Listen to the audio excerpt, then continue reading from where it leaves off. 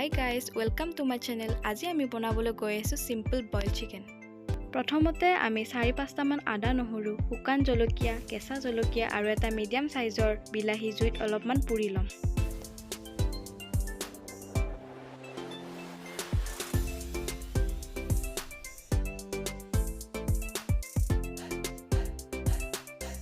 তাৰ পিছত আমি আদা নহৰু, শুকান জলকীয়া, কেঁচা জলকীয়াখিনি একেলগে থেতিলাই লম আৰু বিলাহীটোৰ বাকলি গুচাই পিটিকি লম।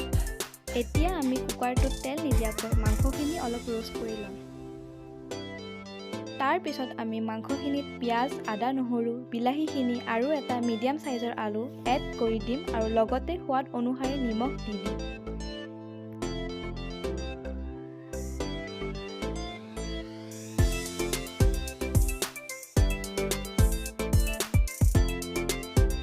এতিয়া আমি এগিলাচ গৰম পানী এড কৰি দিম আৰু লগতে কুকাৰৰ ঢাকনিখন মাৰি 3টা হুইচেল আহিবলৈ দিম।